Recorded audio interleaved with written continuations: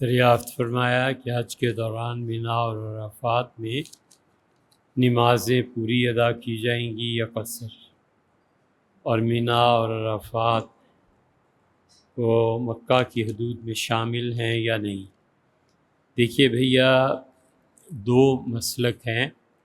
کچھ حضرات، مفتی حضرات اب تک اس پہ قائم ہیں کہ مینا کو الگ آبادی حضور صلی اللہ علیہ وسلم نے قرار دیا تھا، لہٰذا مینا مکہ میں شمار نہیں ہوتی۔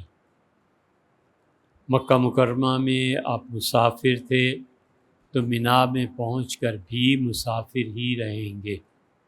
مکہ مکرمہ میں مقیم تھے، اس کے باوجود وہ جگہ بدل گئی تو پھر وہ کہتے ہیں کہ مسافر ہی ہیں۔ کچھ حضرات کا، مفتی حضرات کا خیال یہ ہے، خصوصاً جب کہ سعودیہ نے اعلان کیا ہے حکومت نے کہ مینا مکہ میں شامل ہے، تو جب حکومت نے حدود بدل دی ہیں تو جو حکم مکہ میں ہے وہی حکم مینا میں بھی ہے، کہ وہ آدمی مینا میں اگر مکہ میں پوری نماز پڑھ رہا تھا تو مینا میں بھی پوری پڑھے گا۔ 15 دن کم قیام تھا تو جیسے مکہ مکرمہ میں وہ عادی پڑھے گا، مینا میں بھی اسی طرح پڑھے گا۔ تو دونوں طرف بڑے بڑے مفتی حضرات ہیں، جو بھی کر لے گا سو صحیح کرے گا۔ تو گورنمنٹ کے اعلان کے مطابق مینا اب مکہ کی حدود میں شامل ہے۔ عرفات کا ہمیں واضح طور پہ علم نہیں ہے کہ حکومت نے اس کا اعلان کیا ہے یا نہیں، یہ وہاں کسی صاحب علم سے پوچھیں، وہ آپ کو بتا دیں گے۔ کرسی پر بیٹھ کر نماز پڑھنے کا طریقہ بیان فرما دیں، پہلے بھی سوال کیا تھا، جواب نہیں دیا آپ نے۔ 3 باتیں ہیں، ایک تو یہ کہ ہم نے جواب دیا تھا، جناب والا نے نہیں سنا ہوگا، اب اس کی وجہ کیا ہوئی وہ ہم نہیں جانتے۔ ہم نے کتابوں کے بھی نام لیے تھے کہ فلاں فلاں کتابوں کو پڑھ لیں تو اس میں آپ کو سارا طریقہ مل جائے گا، خاص طور پہ مفتی صاحب جو دارالعلوم دیوبند کراچی کے مفتی تھے مرحوم، اب نام ذہن میں نہیں ہے،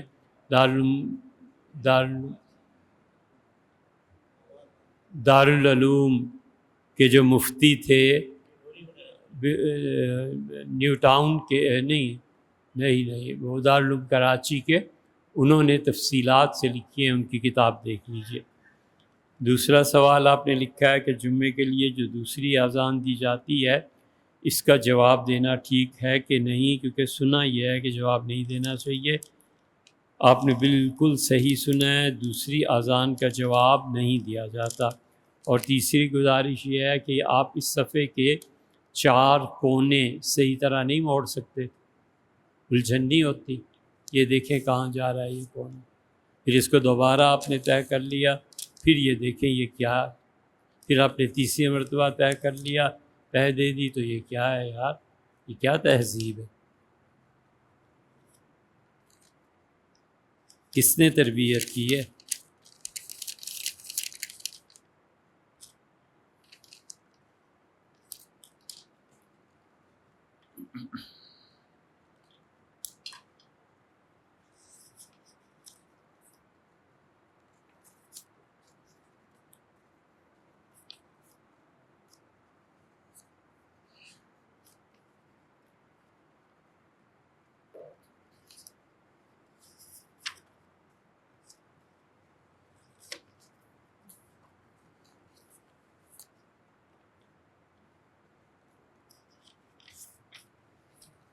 سوال یہ ہے کہ معاشی حالات کی بہتری کے لیے جو کتابیں ہمارے پاس ملتی ہیں اکثر غیر مسلموں کی کتابیں ہیں۔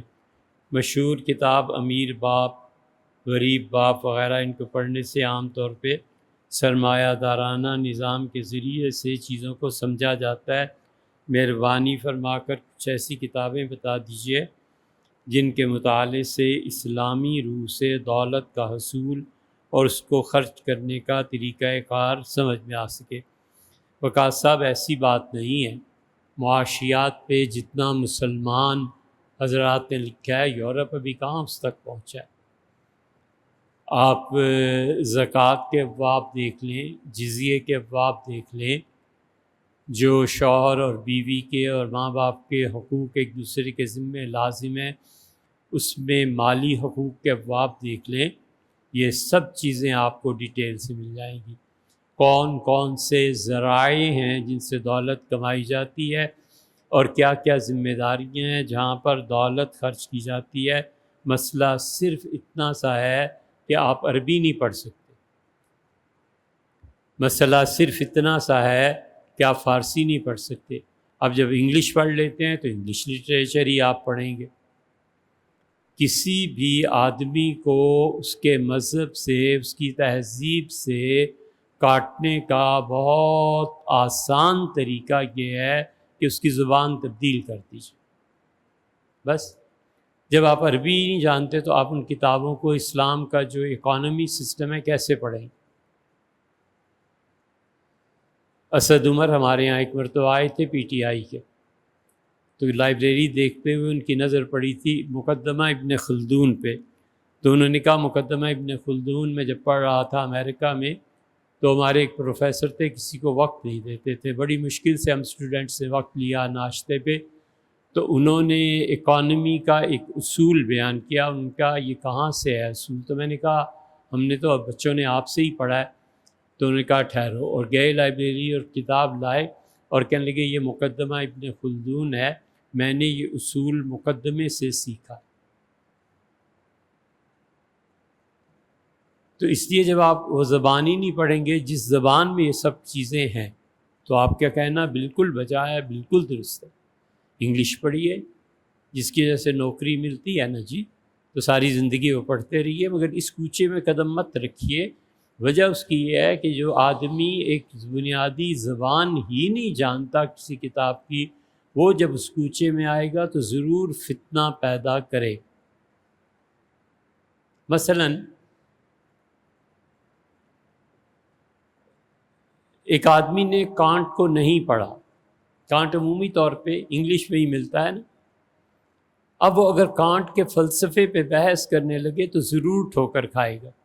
جب پوچھو کہ کہاں سے کانٹ نے کہا ہے تو کہے گا جی میں نے کتاب اردو میں کانٹ ٹرانسلیشن ہوگی۔ جب تک کسی کتاب کی اوریجنل لینگویج سے آپ واقف نہیں ہیں، آپ کو کوئی حق نہیں پہنچتا کہ آپ اس فیلڈ میں جائیں۔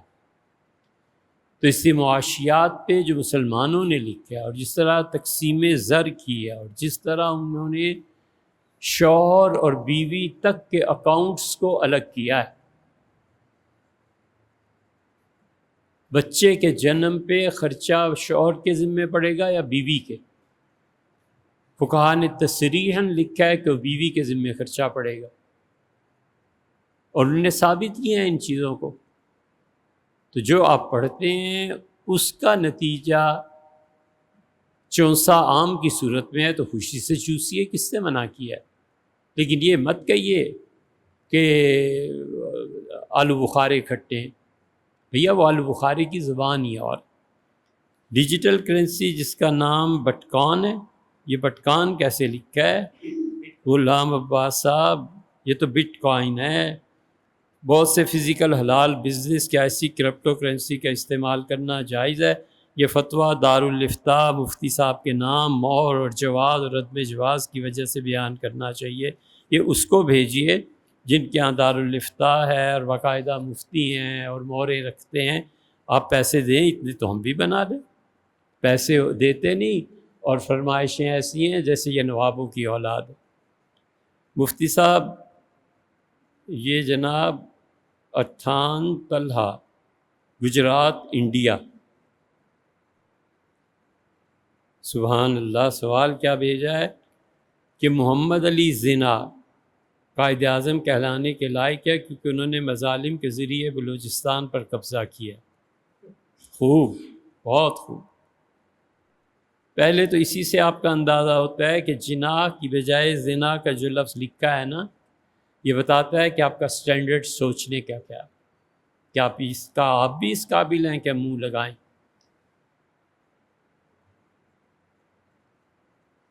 غالب نے کیا کہا ہے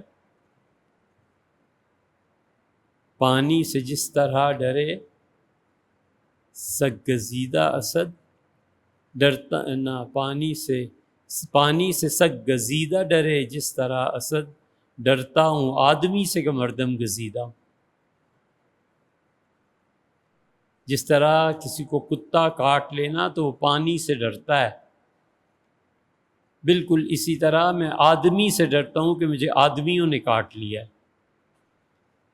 تو میاں اس کے ذریعے آپ یہ کہنا چاہتے ہیں کہ قائد اعظم کے ساتھ زنا کا لفظ استعمال کر کے والعیاذ باللہ ہم یہ بھی ثبوت فراہم کریں کہ ہم ان کے مخالف گروہ میں شامل ہیں، اور پھر بلوچستان پہ بھی تبصرہ کریں تاکہ اگلی رات ہم جیل میں گزاریں؟ یہی ہے نا مقصد، یا کوئی اور مقصد؟ آپ کو معاملہ کیا ہے بلوچستان میں؟ جو آپ انڈیا میں ہیں بھائی، اور آپ جب اس سٹینڈرڈ کے آدمی ہیں تو آپ ہم سے بات بھی نہیں کرنی چاہیے۔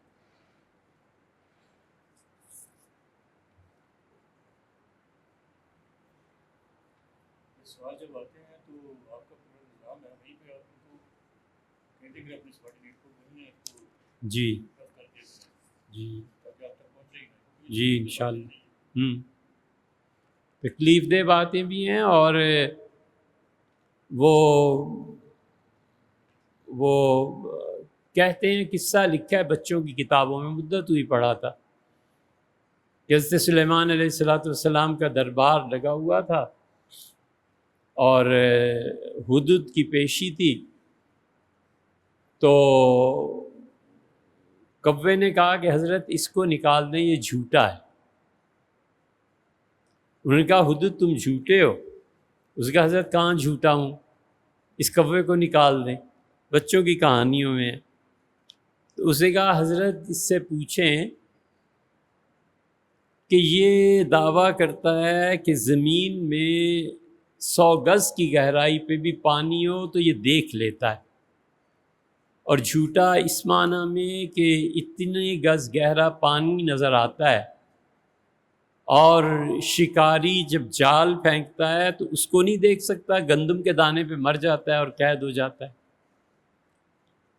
حضرت سلیمان علیہ السلام کو جواب پسند آیا اور حدود سے پوچھا بتا بے تیری نظر کی حقیقت کیا ہے؟ اس کا حضرت کوا سچ کہتا ہے، 200 گز بھی نیچے دیکھ پاتا ہوں، لیکن جب گندم کا دانہ اور جال ہوتا ہے اس کو نہیں دیکھ سکتا، کیونکہ تقدیر غالب آ جاتی ہے۔ تو اگر تقدیر میں کچھ ایسے ہے تو کیا آپ چاہتے ہیں اب وہ غالب آئے؟ لا حول ولا قوت الا باللہ۔ شریعت ہمیں کھانے کے کیا آداب سکھاتی ہے؟ کھانے کے بعد پلیٹ بالکل صاف ہونی چاہیے، بالکل ایسے ہی ہے۔ چاول کھا رہے ہوں تو ایک چاول کو کھانا چاہیے، جی بالکل ایسے ہی ہے، بالکل پلیٹ صاف کرنی چاہیے، ایک چیز یا خود کھانی چاہیے یا دوسرے کو کھلا دینی چاہیے یا جانوروں کے لیے لان میں پھینک دینی چاہیے، لیکن پلیٹ صاف ہونی چاہیے۔ کسی دعوت میں جائیں تو وہاں بھی سالن کو انگلی سے صاف کرنا چاہیے، وہ کیوں بھائی؟ وجہ یہ کون سا دین ہے؟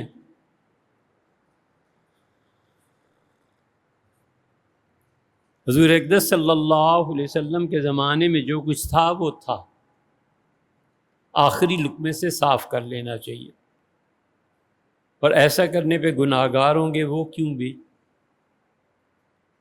اے بھیا گناہ ان چیزوں پہ ہوتا ہے جو سنن مؤکدہ ہوتی ہیں، ان کو ترک کرنے پہ مستقلاً، اور وہ بھی عبادت ہوتی ہے، تب گناہ ہوتا ہے۔ ایک چیز حضور اقدس صلی اللہ علیہ وسلم نے ہمیشہ عمر بھر فرمائی، لیکن وہ دین نہیں ہے، وہ دنیاوی یا عرب معاشرے کے مطابق ہے، اس کے ترک پہ گناہ نہیں ہوتا۔ حضور اقدس صلی اللہ علیہ وسلم سر پر ٹوپی یا پگڑی کے درمیان ایک رومال رکھتے تھے۔ حضرت انس رضی اللہ عنہ فرماتے تھے ہم حضور صلی اللہ علیہ وسلم کے سر مبارک پر اتنا تیل لگاتے تھے کہ وہ تیل وہ کپڑا جذب کر لیتا تھا، اور ایسے لگتا تھا جیسے کسی تیلی کی دکان کا کپڑا ہے، کیوں بھی بار بار ہاتھ صاف کر لیتا ہے نا۔ اب کوئی کہے کہ میں روزانہ ہی تیل لگاؤں اور ایسے، یہ کون سی چیز ہے بھائی؟ یہ حضور اقدس صلی اللہ علیہ وسلم کی معاشرت سے تعلق رکھتی ہے، شریعت کے باب سے تعلق نہیں رکھتی۔ نبی کریم صلی اللہ علیہ وسلم رات کو سونے سے پہلے ہمیشہ 3 سلائیاں سرمے کی دائیں اور بائیں لگاتے تھے۔ اب ایک آدمی نہیں کرتا تو کیا وہ گناہ گار ہو جائے گا؟ کرے، بہت اچھی بات ہے بھئی، ثواب ہے، اس میں کوئی شبہ نہیں، بہت اچھی بات ہے، لیکن یہ مت کرو کہ دوسروں کو بھی جبراً نافذ کرو کہ تم اگر نہیں کرو گے تو گناہ گار ہو جائے۔ کیوں گناہ گار ہو جائیں گے؟ وجہ یہ جبراً جو دین ٹھونسا جاتا ہے نا، اور دین کے نام پہ جو جبر کرتے ہو، نہیں چاہیے، نہیں کریں گے، چلو چھٹی کرو۔ حضور اقدس صلی اللہ علیہ وسلم نے عمر بھر شلوار پہننا ثابت نہیں، ثابت ہے بھی تو بھی صحابہ کرام رضی اللہ عنہم نے، تابعین میں اس پر اختلاف ہے۔ بہت سے حضرات اس بات کے قائل ہیں کہ نبی کریم صلی اللہ علیہ وسلم نے، بلکہ سب قائل ہیں، شلوار خریدی تھی، پسند فرمایا تھا، یہ سب قائل ہیں۔ پہنی یا نہیں پہنی اس پہ اختلاف، مان لیا رسول اللہ صلی اللہ علیہ وسلم نے پہنی تھی، اور مان لیا رسول اللہ صلی اللہ علیہ وسلم نے نہیں پہنی تھی۔ اب یہاں جو -1 اور 2 ہوتا ہے نا، کل سیاچین میں بھی جا کے کہنا کہ دھوتی باندھو۔ حضور اقدس صلی اللہ علیہ وسلم نے اپنے گھٹنوں یا کسی تکلیف کی وجہ سے جس بستر مبارک پر لیٹتے تھے اس کے قریب پیشاب کرنے کے لیے ایک چیز رکھ لی تھی، ایک برتن، جیسے میڈیکل میں ڈاکٹرز دے دیتے ہیں۔ تو صحابہ رضی اللہ عنہ کہتے ہیں صبح اس کی صفائی ہوتی تھی، اسے پھینکا جاتا تھا۔ کل کو یہ بھی کرنا شروع کر دینا کہ حدیث میں آیا ہے، اور جو نہ کرے اسے گناہ گار بھی ٹھہراؤ۔ کیا جہالت ہے! وطر پڑھنے کا مسنون طریقہ کیا ہے؟ دوسری رکعت میں تشہد ادا کیا جائے یا نہ کیا جائے؟ پہلے تو اس سوال کو ہی پڑھا جائے صاحب، کیا وطر پڑھنے کا مسنون طریقہ یہ ہے کہ دوسری رکعت میں تشہد ادا کیا جائے یا نہیں؟ یہ عین کہاں سے آ گیا بھیا؟ یہ تشہد ہے، شہادت دینا ہے، یہ عین سے کیسے لکھا گیا؟ اور دعائے قنوت کی بجائے قنوت نازلہ پڑھی جائے۔ یہ قنوت کے بعد جو حرف ہے وہ تا ہے یا تا ہے؟ تے ہے نا، تتلی، یہاں آپ نے تا لکھ دیا، تا نہیں ہے، یہ دوسری غلطی ہے، طوطا جیسے لکھتے ہیں نا۔ اب مفتی صاحب یہ سوال آج کل بہت سے لوگ پوچھ رہے ہیں، ایک نوجوان کی ویڈیو وائرل ہوئی ہے، اس کا کہنا ہے کہ ہم آج تک وطر کی نماز غلط پڑھتے آئے ہیں، تیسری غلطی ہو گئی۔ اس کے بعد یہ روایت مستدرک حاکم میں لکھا ہے، امام دار کتنی نے لکھا ہے، امام دار کتنی ہیں، 2 نقطوں والے قاف سے ہیں ایک، اور کتنی، کتن روئی طا ہے، سمجھے، تبریہ طلسم، یہ جو طا ہے، اور آپ نے لکھا ہے دار کتنی، یہ تے ہے، 5 ہو گئیں۔ فتح الباری میں لکھا ہے حافظ عمر عسقلانی نے، حافظ عمر عسقلانی نے فتح الباری کہاں لکھا ہے یار؟ حافظ ابن حجر رحمۃ اللہ علیہ کی ہے، اور حافظ ابن حجر رحمۃ اللہ علیہ عسقلانی ہے، فتح الباری دنیا میں ان کی مشہور کتاب ہے، شیخین کے اصول پر پوری اترتی ہے، امام بخاری اور مسلم۔ یہ شیخین کوئی لفظ نہیں ہے بھیا، شیخین ہے۔ اور 7ویں رحمۃ اللہ علیہ اجمعین، یہ علیہ کی ضمیر کس طرف لوٹی کہ اس پہ خدا کی رحمت ہو؟ یہ تو 2 ہیں، علیہما ہونا چاہیے تھا، یا سب کوئی اس میں رحمت میں لانا ہے تو علیہم ہونا چاہیے تھا۔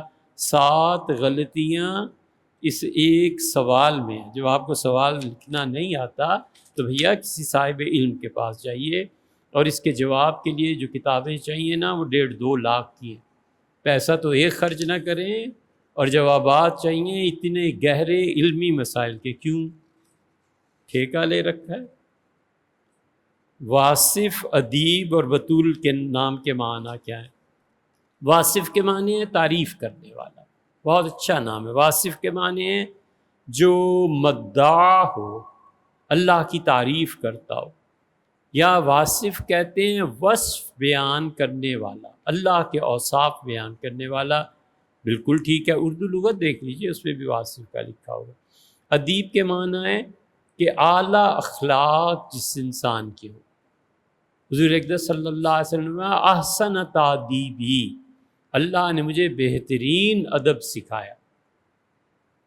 اگر حضور اقدس صلی اللہ علیہ وسلم کی مراد عربی ادب ہے، اگرچہ بظاہر نہیں ہے تو بھی کمال ہے۔ حضور اقدس صلی اللہ علیہ وسلم جو عربی بولتے تھے اور جو عربی کے ان کے خطبے ہیں، یا تو وہ درجہ پھر سیدنا علی رضی اللہ عنہ کا ہے، جو ام المومنین عائشہ رضی اللہ عنہ کا ہے۔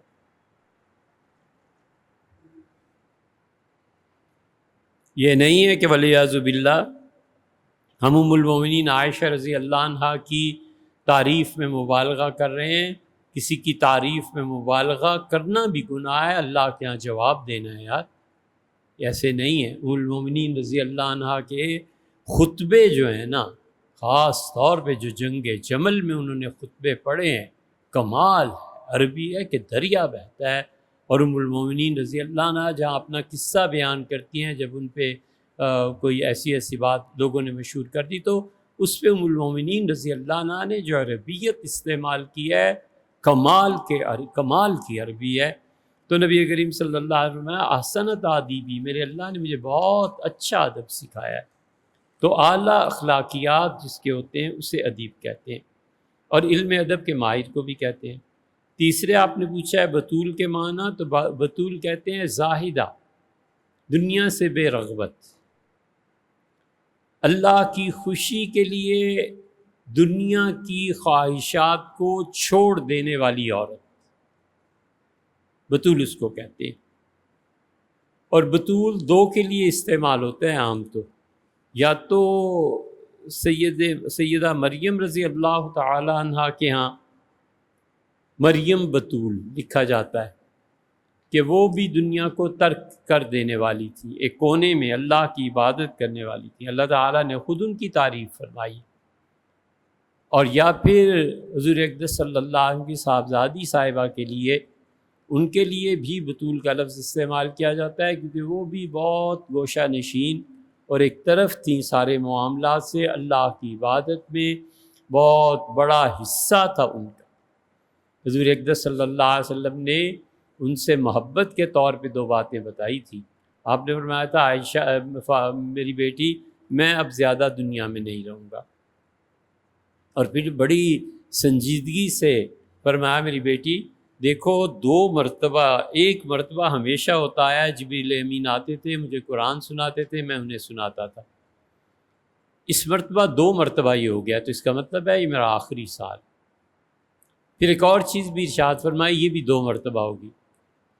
تو حضرت صاحبزادی صاحبہ رضی اللہ عنہ رونے لگی، تو رسول اللہ صلی اللہ علیہ وسلم نے فرمایا رو نہیں، میں تمہیں بتاؤں میرے بعد چند مہینے کے بعد تم بھی میرے پاس ہی آ جاؤ گی۔ تو ہنس پڑی۔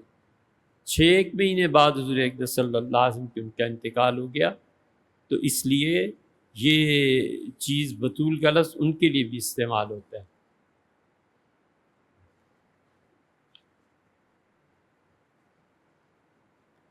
احمد صاحب UAE سے ارشاد فرماتے ہیں کہ آر اللہ تعالیٰ's action also written in لوح محفوظ؟ جی، فی لوح محفوظ جو ہے نا کہ اللہ نے انہیں لکھا ہے، تو اس کا مطلب لکھوا دیے گئے ہیں۔ اب اللہ تعالیٰ نے اگر خود لکھا ہے تو خدا کا خود لکھنا ایسا ہے کہ یہ چیز متشابہات میں سے ہے، اور متشابہات کی تعویل میں نہیں پڑھنا چاہیے۔ تمام متشابہات جو ہیں اللہ کی ساری صفات، شاہ ولی اللہ رحمۃ اللہ نے حجت اللہ البالغہ میں کمال کیا ہے، انہوں نے کہا ہے کہ اللہ کی جتنی بھی صفات ہیں سب کی سب متشابہات میں شامل ہیں۔ ایک بات۔ دوسری بات قرآن کریم میں سورہ آل عمران میں آئی ہے۔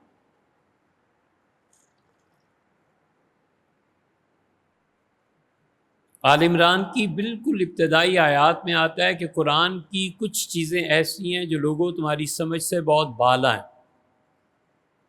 لا یعلمہن الا اللہ، اللہ کے علاوہ کوئی انہیں نہیں جانتا. وما یعلم تاویلہ الا اللہ، وہ حدیث کا جملہ تھا پہلا، یہ ہے قرآن میں، وما یعلم تاویلہ الا اللہ، اللہ کے علاوہ انہیں کوئی نہیں جانتا. والراسخون فی العلم یقولون آمنا بہ، اور جو یہ سمجھ آئے گی ذرا سی غور سے سننے سے، اللہ تعالیٰ نے فرمایا کچھ آیتیں ہیں جو سب سمجھتے ہیں، کچھ آیات ایسی ہیں جو نہیں سمجھتے لوگ. وما یعلم تاویلہ الا اللہ، اور ان آیتوں کی تفسیر اللہ کے علاوہ کوئی نہیں جانتا، یہاں رک جانا چاہیے. والراسخون فی العلم، اور جنہیں ہم نے بہت ٹھوس علم دیا ہے، یقولون آمنا بہ، وہ کہتے ہیں اللہ یہ جو آیات اور چیزیں میری سمجھ میں نہیں آتی، اللہ میں اس پہ بھی ایمان رکھتا ہوں. یہ ہے ہمارا مسلک التفویض مع التنزیہ، اللہ کی ساری ایسو باتوں کو اللہ کے حوالے کر دینا اور اللہ اپنی مخلوق سے پاک.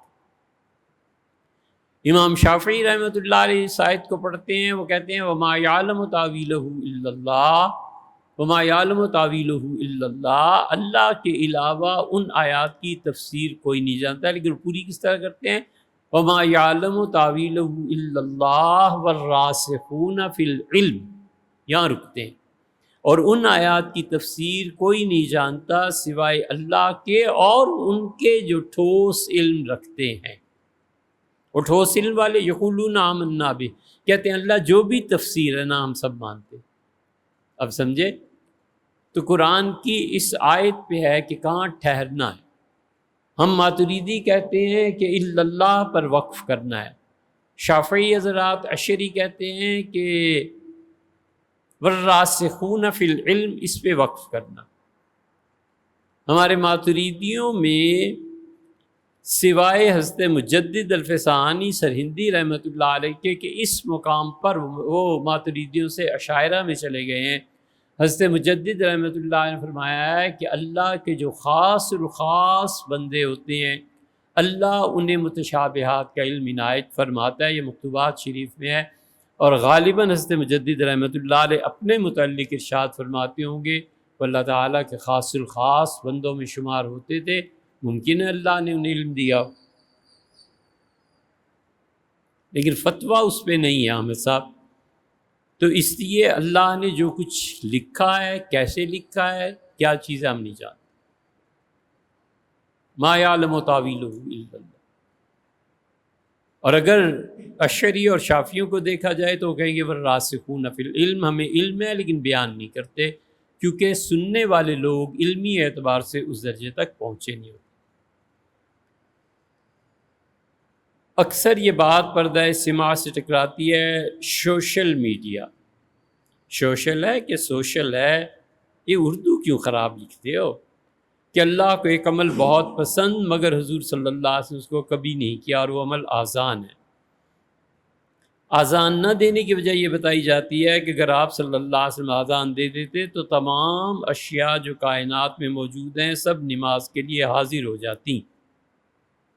اچھا صاحب، جبکہ عقلاً یہ بات سمجھ میں آتی ہے کہ نماز کے مکلف سے انسان اور جن ٹھہرے تو یہ کیسے ممکن ہے، اور اس کی کیا حقیقت ہے.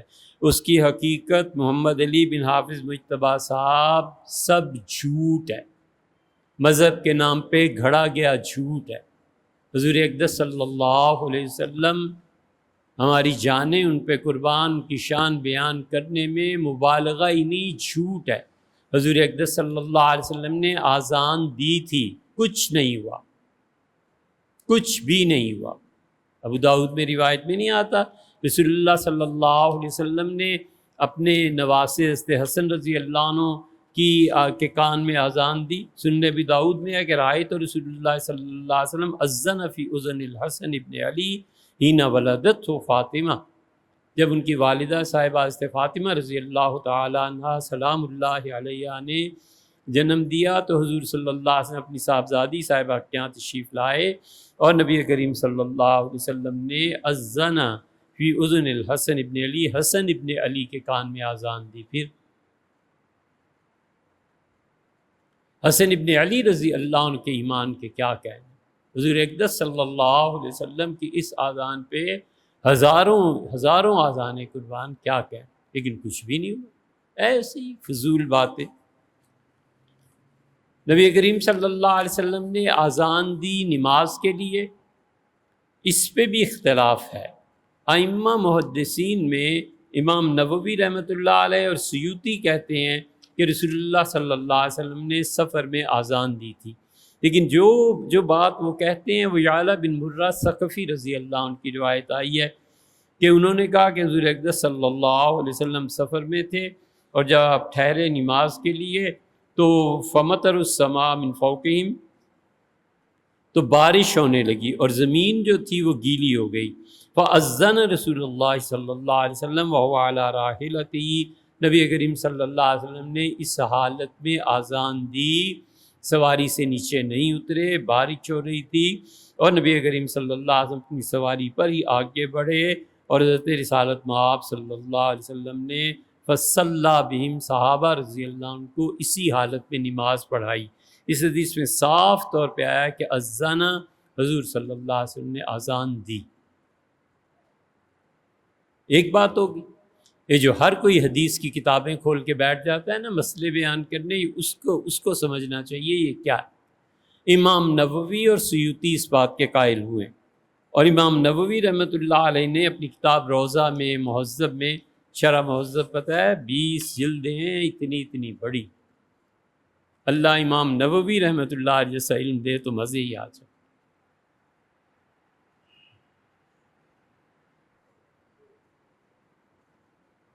بڑا علم دیا تھا اللہ نے امام نووی رحمۃ اللہ علیہ کو۔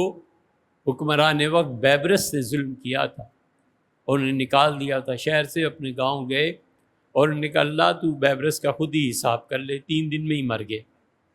خدا کرے ہماری دعائیں امام نووی رحمۃ اللہ علیہ کے صدقے کے ان ظالموں کے لیے قبول ہوں، ان کے اولادیں مریں اور یہ لمبی عمر پائیں، تاکہ ساری عمر جوان بیٹوں اور بیٹیوں کے داغ، ان کی بیٹیوں کو طلاق ہو، دل پہ لے کے مریں یہ ظالم ہمارے اس دور۔ نبی کریم صلی اللہ علیہ وسلم، امام نووی رحمۃ اللہ اس پہ جمع ہے، اور امام نووی رحمۃ اللہ کہتے ہیں کہ حضور اقدس صلی اللہ علیہ وسلم نے اذان دی ہے۔ لیکن اسی حدیث کو جب ہم دیکھتے ہیں مسند احمد میں، تو وہاں آیا ہے کہ بارش ہو رہی تھی، یہ ہو رہا تھا، اور حضور صلی اللہ علیہ وسلم نے اذان دی، یعنی بلال رضی اللہ عنہ کو کہا کہ اذان دو۔ یہ بالکل اسی طرح سے ہے جیسے کہتے ہیں کہ بادشاہ وقت نے یہ کام کیا۔ بابر بادشاہ کے زمانے میں روڈ بنی تو کہتے ہیں بابر نے روڈ بنائی، یہی ہوتا ہے نا۔ تو حضور صلی اللہ علیہ وسلم نے اذان دی، مطلب یہ کہ کسی کو حکم دیا سے بلال رضی اللہ عنہ کو اذان دو۔ تو اس سے جمہور اس حدیث کو جب سامنے رکھتے ہیں تو کہتے ہیں حضور اقدس صلی اللہ علیہ وسلم نے بنفس نفیس کبھی بھی اذان نہیں دی۔ اس کو بہت لوگوں نے تحریر کیا ہے۔ اب یہ کہنا کہ ساری کائنات ہی حاضر ہو گئی تھی اور یہ ہو گیا تھا، ایک سے ایک بڑا جھوٹ۔ ایک یہ انڈیا گجرات سے آپ پوچھ رہے ہیں، ایک ہمارے یہاں کا بھی جھوٹ سن لو۔ آدمی بڑا اچھا بیان کرنے والا تھا، بہت زیادہ سریلی آواز تھی، تو کسی نے بلا لیا کہ مولوی صاحب چندہ کر دو، مدرسے میں چندہ نہیں ہے۔